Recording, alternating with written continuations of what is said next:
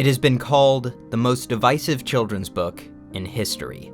It's been ranked in both the top best and worst children's books of all time.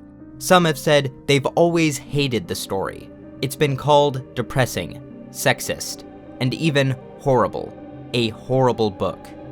But also beautiful, touching, and inspiring. The Giving Tree. It's The Giving Tree.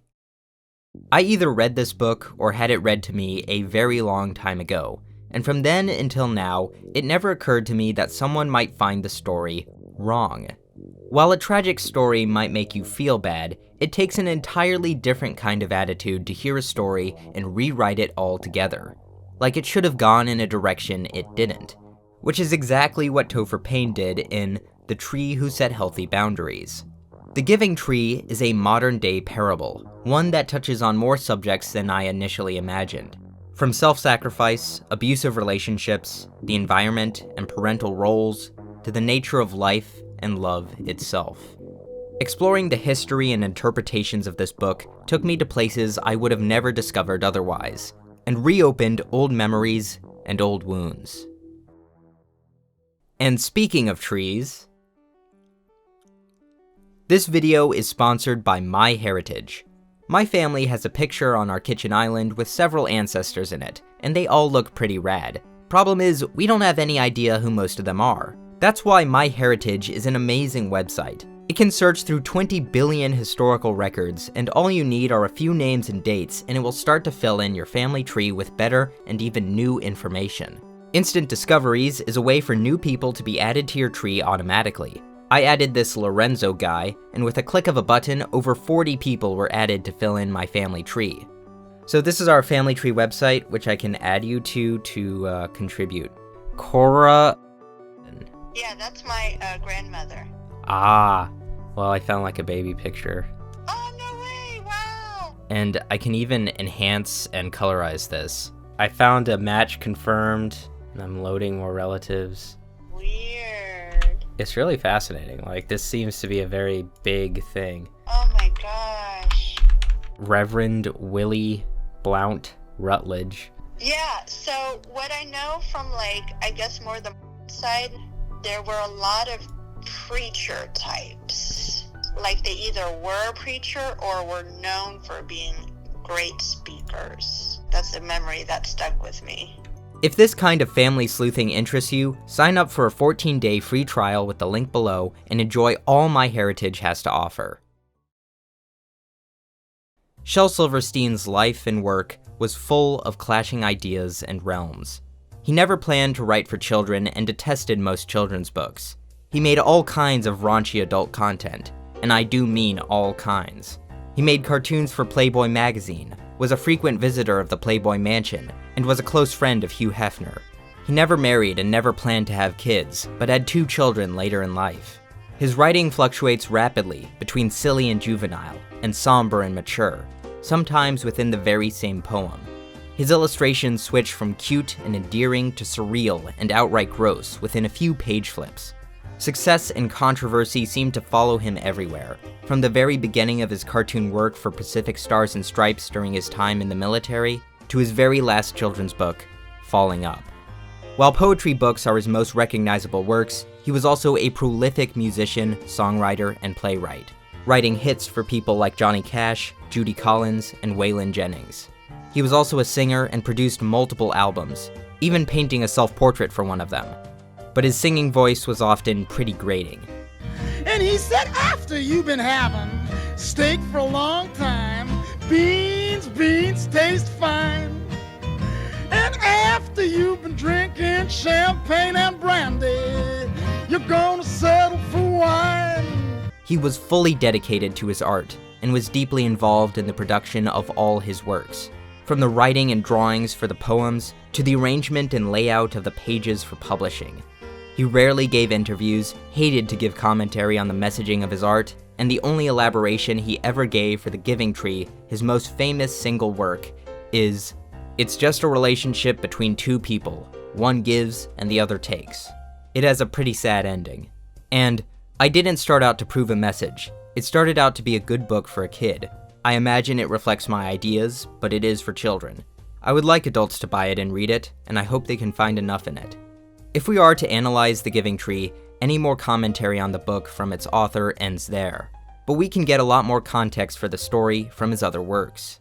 After traveling the world for Playboy and contributing cartoons for the magazine, one of Shel's friends, a children's book author, convinced him to write a children's book. This first book would be called Lafcadio, the Lion Who Shot Back. The book tells a surprisingly long story about a lion who eats a hunter and acquires his gun. The lion learns to use the gun and slowly adapts to living like a human. However, he eventually finds he can no longer fit into human or lion society. The book ends during a standoff between humans and hunters, where Lafcadio simply walks away to be alone for an indefinite amount of time.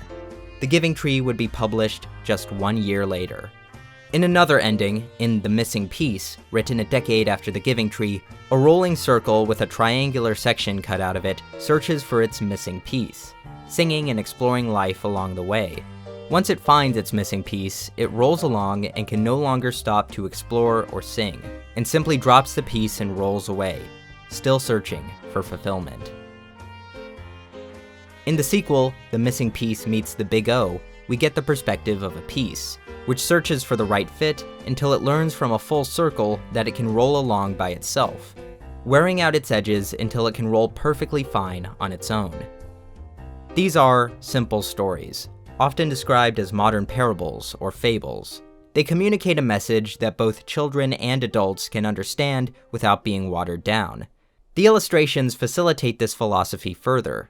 Silverstein once complained about a trend in the 60s where children's books were illustrated to look like they were drawn by children. I think the last thing, when I was a kid, the last thing you want to see is a drawing that looks like you could have done it. Kids want to get into detail in drawings. A long time ago, before I had any knowledge in art, I thought I could draw like Shel Silverstein, because he made shaky lines and so did I. Contrary to his claim, this didn't discourage my interest in his books. The reality, however, is that drawing something with clarity, readability, and humorous exaggeration requires extreme skill. Shaky lines be damned. Even more daunting, Silverstein reportedly often drew without undersketches or even a premeditated idea of what he was going to draw.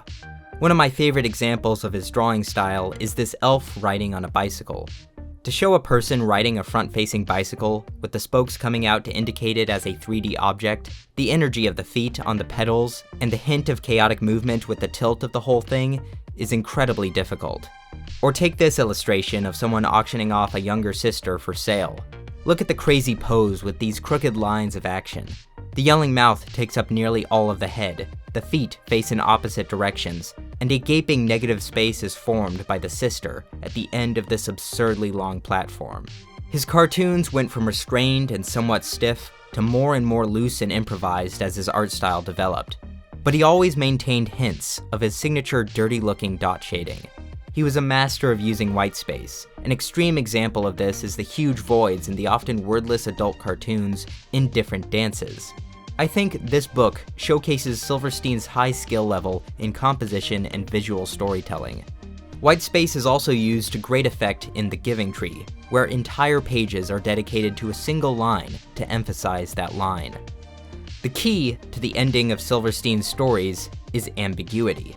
The lion, the circle with the missing piece, and the missing piece itself are radically changed by the end of the story. But describing anyone as happy or sad at the end is too simple. Silverstein's philosophy was that happy endings tend to alienate the child who reads them. The child asks, "Why don't I have this happiness thing you're telling me about?" He comes to think, when his joy stops, that he has failed and that it won't come back. I'm going to be doing something that Shel Silverstein would have hated: dissect the meanings of his most famous book. Because despite his insistence on moving on from the works he produced, there is a lot that The Giving Tree gives for us to dwell on. The Giving Tree starts simply enough. Once, there was a tree, and she loved a little boy. The tree is female. I would highly recommend listening to Shel Silverstein himself read his story in the 1973 animated video that was uploaded onto YouTube by Fartman, as you get this other dimension of Shel's weary-sounding voice and a light, folksy soundtrack in the background. You can hear the tree's voice as he imagined it, very motherly. And the tree said, "Come, boy, come climb up my trunk and swing from my branches and eat apples and play in my shade." The story continues. And every day the boy would come and he would gather her leaves and make them into crowns and play king of the forest. The story goes into the many ways the boy would play with the tree. From the very beginning, the boy is taking things and the tree is giving them. He gathers her leaves, he eats her apples, and sleeps in her shade. But the tree is continuously receiving the company of the boy at the same time. The tree is very expressive throughout all of this, despite not having a face, and no two tree drawings are alike. The story continues. And the boy loved the tree very much, and the tree was happy. But time went by, and the boy grew older, and the tree was often alone. After this, we are hit with a relatively large paragraph of text. The boy returns, and the tree asks for the boy to play with her again, but the boy says he is too big to climb and play. The boy asks for some money. The tree responds that she has no money, but offers her apples so that the boy can sell them in the city. And so the boy climbed up the tree and gathered her apples and carried them away. And the tree was happy. The boy once again leaves for a long time, but then comes back. The tree again asks the boy to play. The boy responds that he is too busy, and he wants to be kept warm, and he wants a wife and children, so he asks for a house. The tree responds, "I have no house. The forest is my house." I always thought the tree was just alone in some field somewhere because we never see any other trees, but apparently she lives in a forest. "But you may cut off my branches and build a house. Then you will be happy." And so the boy cut off her branches and carried them away to build his house. Throughout the story, we never actually see the whole tree. Its full size is indeterminate. The boy doesn't seem to carry away that many branches and wouldn't be able to build much of a house with them, judging from the illustration, but this could be a snapshot of multiple trips.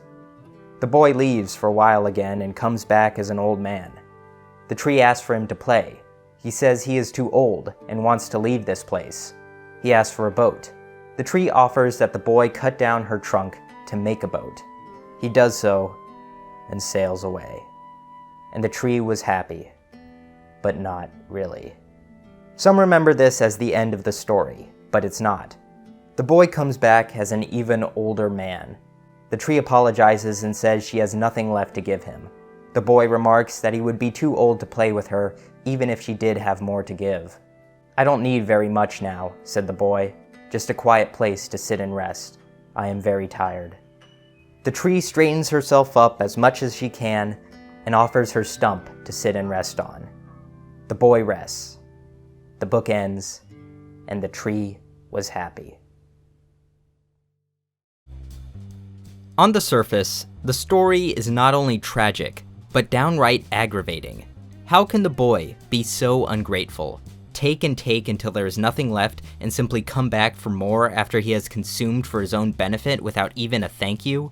Some have suggested the story should not be called The Giving Tree, but The Taking Boy.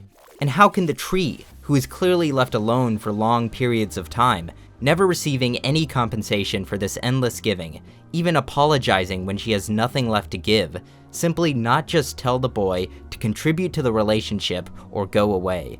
This type of story is not unheard of. For instance, Jesus once pointed out an impoverished widow who gave 2 small copper coins to a temple treasury.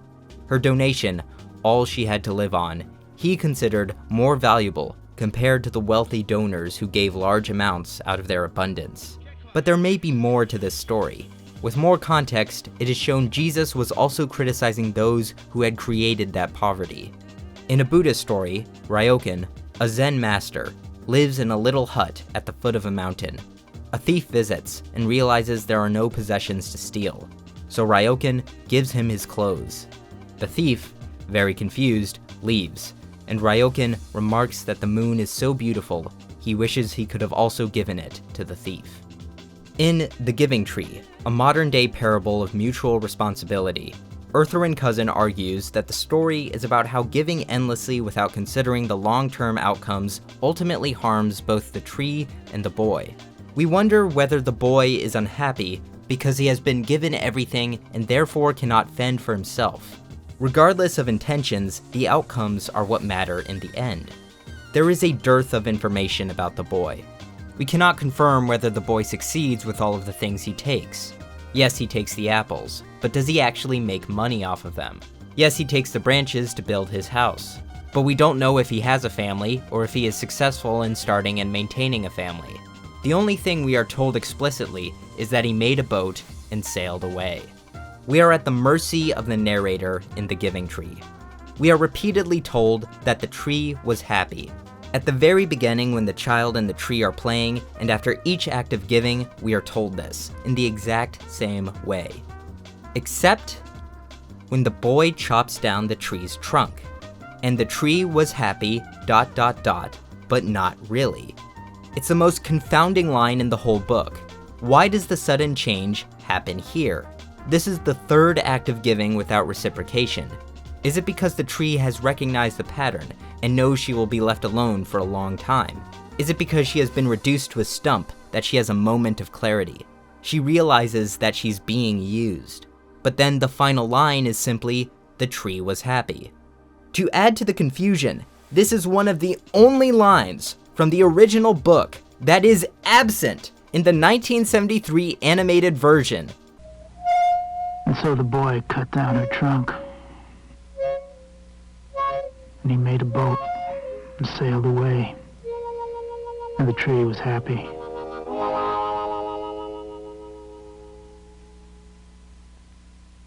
The only other changed lines are things like removing ands, adding some stuttering in the dialogue to make it sound more natural, changing swing from my branches and be happy to swing from my branches and have fun, and other minor changes like that. This is an entire significant line missing. Where is it? Did they remove it for flow or something? Or did Shel Silverstein change his mind? If we take the narrator as all-knowing, and he says the tree is happy in the animation without deviation, then she is happy. If we do not take the tree is happy on face value and insert that line of doubt, but not really, it suggests the tree is unfulfilled with its relationship with the boy. We are dealing with a more complex emotional state. Shel Silverstein wrote another story about bad parenting.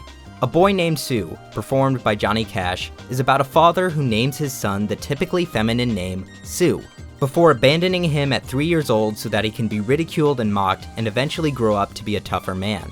These are strange stories, yet there is an element of truth to both of them, isn't there? At least, from a certain point of view. Shel Silverstein loves punchlines. He was firstly a cartoonist, and a majority of his poems, even many of his songs, have a line at the end that wraps up everything in a comedic twist or a witty conclusion. The punchline in A Boy Named Sue is, "And if I ever have a son, I think I'm gonna name him Bill or George, any damn thing but Sue." Many of the punchlines in his poetry books are the drawings themselves, and the poems simply don't work without them. What is the punchline in The Giving Tree? And the tree was happy? Is the whole book a practical joke on the audience? Some propose that the story is sarcastic, even satirical. I propose the book is simply a matter of perspective. If you are in a position in which you give a lot to someone, as a lover or as a parent or guardian, you may feel like you are constantly self-sacrificing. If your love is powerful to the point of delusion, you may never consider you're being exploited or raising a spoiled brat. If you believe in tough love, you believe you're teaching them resilience in the face of hardship, without considering that you might be causing harm. If we zoom out and are objective, we see the absurdity in the idea endless giving will make someone fulfilled, or that imposing arbitrary disadvantages on someone will make them strong and self-sufficient. And yet, good parents do have to make a lot of sacrifices, and sometimes tough love is necessary in a world that is inherently cruel and unfair. In a parenting article in the New York Times, it argues that neither the boy nor the tree are role models, and that being generous should not just mean extreme self-sacrifice. The author imagines a conversation parents might consider having with their children after finishing the giving tree. Imagine that the boy were not so selfish and the tree not so selfless. Imagine that the boy hadn't so quickly and completely discarded the apples, but rather had planted their seeds. Imagine the tree had not been reduced to a lonely stump, but had been surrounded by a whole forest of other trees. Imagine a different ending, where the boy, now grown, returned with his own children to visit the tree. Imagine a new generation of children, swinging from the branches and resting in its shade. This is a speculative future, something people do a lot with this story. Firstly, the tree is already in a forest. Secondly, the problem is the boy is young for most of the book. He does not have the foresight or the will to start planting a whole new forest of trees. The world is filled with people who do not have foresight, and when faced with the problem of I need lumber for a house, what exactly do you do that doesn't require cutting down trees? In Topher Payne's The Tree Who Set Healthy Boundaries, the later half of the story is entirely rewritten. I want a house to keep me warm, he said. I want a wife and I want children, and so I need a house. Can you give me a house? And the tree said, okay, hold up. This is already getting out of hand. Look, I was fine with giving you the apples to help you get on your feet. They'll grow back next season anyway. But no, I'm not giving you a house. And the story goes on like that for a little while, and the boy realizes he should be more grateful, and the tree is there for many generations. Now, the story is funny. The way it's put together by crude edits is amusing, and it's a cute alternate ending. But if anyone suggests this is better than the original story, excuse me for being crude, but in comparison, this sucks balls. The original story is not meant to be comfortable. It is not meant to make you feel happy. It's a story that is filled with intense beauty and sadness. This story lacks the grace or complexity of message that the original has, and this edit just turns it into a generic kid's book. Even Topher Payne admits the original isn't broken. There's been an interpretation that the giving tree is an environmental message. We take everything from nature, and if we do not give back, we will only be left with a lowly stump.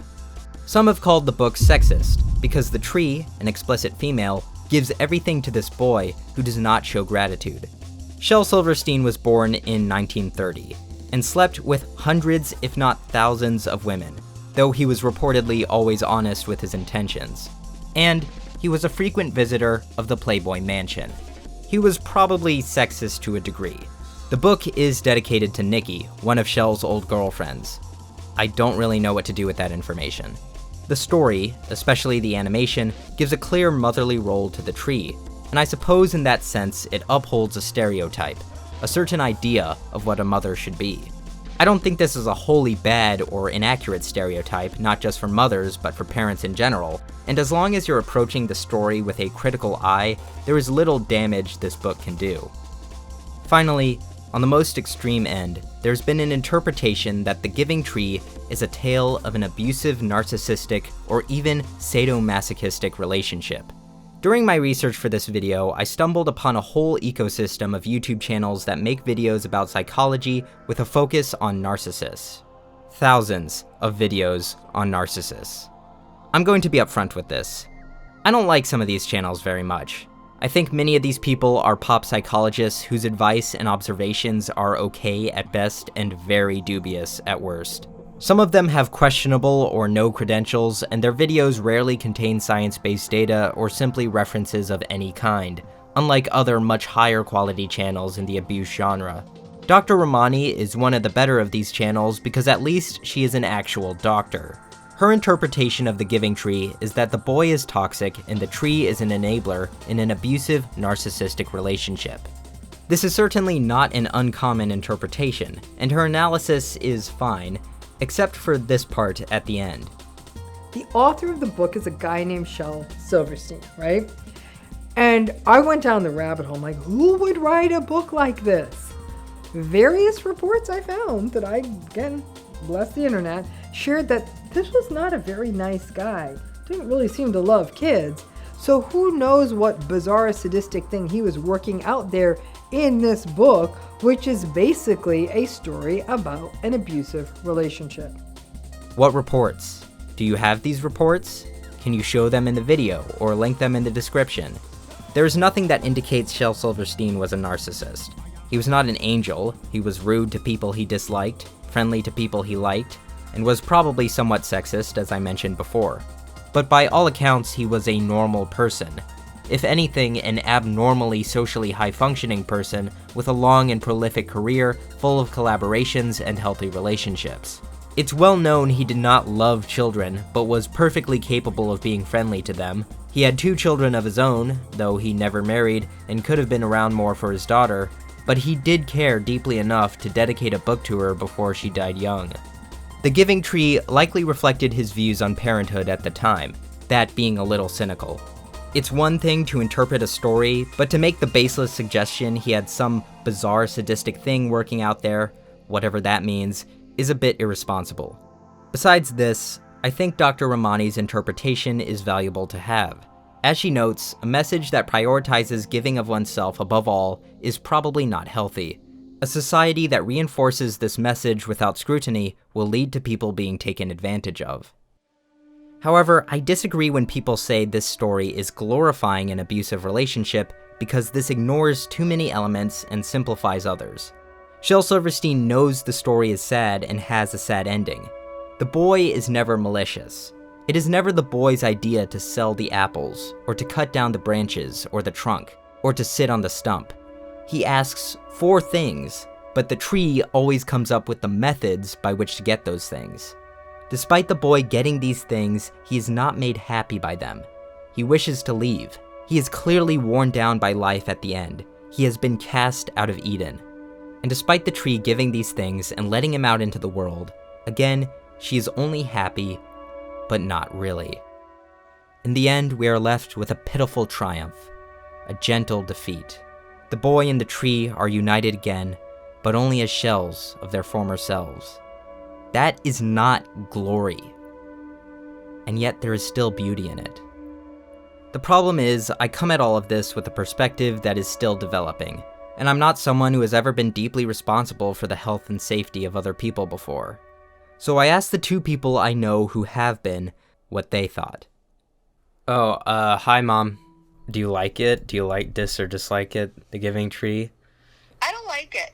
No, because I think the tree was way too forgiving of this person and kept giving and giving and giving until nothing was left. And then in the end, what was the whole point? The guy is aging on his way to death, and the tree is now a stump. The tree gave so much of itself to something that it wasn't going to get anything in return. So it was unconditional love, but it basically killed itself, giving unconditional love. And it's like the tree never learned its lesson. You know, I would imagine that as a child, I probably superficially looked at it, as in it wasn't a pretty colorful book, and the story was kind of weird, and the final photo was kind of sad. Being older, I'm like, you know, screw that, man. I mean, you give and give and give your whole life, and then at the end of it, there's nothing left. I think I'm a little sour over it because I feel like I've been a giver, and a lot of times I've been trampled over because I'm a giver. So, like, your life experience is forming your interpretation? Totally, yes. I think there needs to be balance, and I think you need to learn self-love. And part of self-love is being aware that maybe you're giving too much, and that could be pathologic. And part of giving is also giving to yourself, making sure that you stay healthy. So I don't know what that author wanted us to think. Hello? Hi, Dad. So you remember The Giving Tree, right? I remember thinking how depressing it was. Yeah? Do you like it? Do you dislike it? Well, it grows with time. It's not exactly wrong. It seems sort of cruel, to the tree.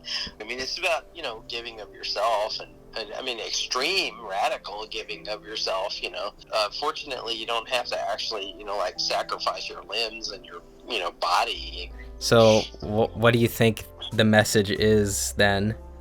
Well, it's all about that giving of self makes you happy, and it does. It gets yourself outside of your condition, and Yeah, I mean, if I'm feeling bad or down about, whatever, when I go to work and I'm starting to help other people, I don't, it kind of all goes away, and I feel good about myself. Yeah, I think I got that. And what about, like, the boy? He's very sketchy, and he's kind of demanding all the time. You don't know a lot about the boy, but on the other hand, he says, I want a house and I want to have children and a family. So he was giving of himself too. A better one would be, the boy went and planted a whole bunch of other trees. That would have humanized him. So in a lot of ways, the boy was sort of soulless, and one-dimensional in a lot of ways. He was just like, it was only at the end that, when he was an old, tired man and he wanted to sit down, that it kind of humanized him. So, that's it. These conversations brought me a few points I'd never thought of before.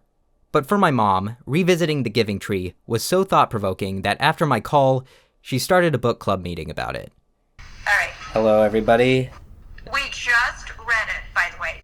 Do you guys like the book as a work of art? Do you think it's a thought-provoking thing? Yes.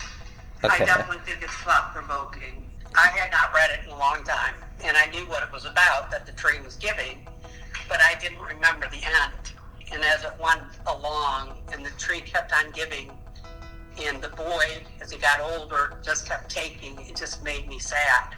Yeah, for me, it kind of reminds me of my marriage, put it that way, which is soon ending in a divorce. The boy who eventually, as the pictures portray, is no longer a boy, grows up to be a man, but it just keeps saying boy, boy, boy. I suppose in a way, he's acting very childish, so maybe that's why it is represented like that. You have a very altruistic individual and then a very selfish one, and the selfish one just keeps taking and taking and taking until the end there is nothing left. And then only at the very end does the selfish person realize, oh, well, I guess I've lived enough of my life. I don't really want anything more. But by that point, the altruistic person, the non-selfish one, doesn't really have anything to give anyway. At the end, both people end up with nothing. That's what it seems like. When I first read that book, after not touching it for 40 years, I was quite animated about how much I hated it and hated the author. You hated the author, Shel Silverstein? Yeah, because that was a depressing book. I think that the emotions in the story are way too complicated for a child's mind to understand. One, the tree I thought was a masochist. So if the tree's true self is giving till it's a stump, then I guess you gotta respect that. But if someone knows that their true self is like, no, I want other things, if they can realize that faster, kind of a thing. So you have these two almost perfect beings. Well, but he was never happy. Yeah. Maybe when he was a boy. Yeah. When he was a boy, he was happy. When he was a young boy, he didn't really ask much from the tree at all. He just played. But later on, when he wanted things that were more tangible, he found out those tangible items were not making him happy. Hey, do these physical, tangible things and people, societal, expectations, does that actually make you happy? No, it doesn't. Meanwhile, the tree here was perfectly happy the whole time. Now, you could say, oh, the tree was being used the whole time, but let's just take it from the perspective of why is the tree happy? Well, the tree is happy because it was not looking for tangible goods or societal fulfillments. It wasn't looking for anything. It wasn't trying to escape anything. It was just there. I think the reason why the tree gave so much was it was the tree's way of being happy. So in some sense, the tree was looking for something. The tree was seeking the happiness by the boy showing up again and again. It's just interesting after all these years, the reaction I had right now as a much older adult was probably a lot stronger today than it was when I read that book to my children 20-some years ago. The tree's a mom, and the mom just keeps giving everything to the kids, no matter how old the kid gets. Yeah. So there is that interpretation. Yeah, there's that, which I don't like, because I feel like a stump right now. I feel like a stump. I do. I'm totally a stump. And of course, the children, they grow up and then they leave the house. My final thoughts are, now that I've read this much later in life, is to read this to a child again and see what their thoughts are on the book, because I wasn't thinking this deeply beforehand. Well, I don't know if Shel Silverstein wrote this for a child. It was just presented as a children's book, for better or worse. Going back to the starting question of whether I liked it, I think I do like it. In the sense that, it gives me a lot of thought-provoking questions and looking at my own life as well as other people's, whether we are the giving tree or the boy, or hopefully neither one. So yeah, my final thought was I got very passionate and angry at it, but at this late stage in life. I definitely wasn't angry with it when I was a kid. I guess the only thing you can say from a literary standpoint is that certainly for a book that's simple in illustration and words, it definitely is thought-provoking as an adult. Every time I visit my grandmother, she gives me food. Fruits, nuts, even herbs and vegetables from her garden. She gives my mother and my brothers food as well, even my dog. She gives us so much food, we have to convince her to give us less food because we would not be able to eat it all. If one day I said, "What if I gave you food? What if I did chores for you for the food?" I think she would actually be insulted. Because that is not the point. She is not looking for one-to-one reciprocation. She wants us to be healthy, strong, and well-fed. She watches my videos. Giving is her way of showing love. From this perspective, the tree's behavior makes a little more sense. This book has been debated a lot over the past 60 years. My idea for this video was that I set out to find an answer, an interpretation that was the most correct. Of course, that was hubris speaking. Even if there are some misconceptions about the book that have been propagated, the raw emotional disturbance is still there for many. People feel passionately about this story, and these feelings are unlikely to be resolved. My theory is that even Shel Silverstein himself, at least a little bit, regretted the conflict his most famous story made from its ambiguity. Or maybe he simply softened his heart after the birth of his daughter, his first child. That's why he, I assume, removed the "but not really" line in the animation he recorded 7 years after the story was published, in an effort to make the story a little more soothing. Yes, the tree was indeed just happy to give. But maybe this is trying to fix something that was never broken. The Giving Tree is a great work of art. It is famous and has stood the test of time not because it is comfortable, because it is obvious, but because it is ambiguous. What people take the message of the book to be says more about the person than it does the book. If there is a simple moral to the story, I see it as a dual moral. Kids, don't be a jerk that only shows up when you want something and never gives back. Adults, don't be a doormat. But this will happen, in part or in whole. I did a survey of my audience just to get an idea of what they thought of the book. The most thought-provoking answers came from what people thought the message of the Giving Tree was. One commented, "People are endless caverns of need. Your child will eventually leave for long periods of time to seek out their own way in the world. They will take a lot from you. You will wish that they would contribute to you just like they did in the past. They will be worn down by life, and they will struggle, and they will come back unhappy, because the search for happiness is a flawed premise in itself. Happiness is fleeting." Another thought from the survey. The ending, taken optimistically, is a mother running herself to empty and still being the rock her child can find solace in after so many years. Taken pessimistically, it is the story of a parent whose child causes them to self-destruct in an effort to provide. You will be surprised what you will do for love that you would never do before. You should prepare for that. If there is a happier note I can end on, it is this. Depending on the species, it's not impossible for a tree to regrow from a stump. As long as the root system is intact, a new tree can sprout from the old stump, though it may look a little strange. The rules for the magical Giving Tree are not clear, but I see no reason why it wouldn't be possible that one day the tree will return. Changed, certainly, but still alive and well.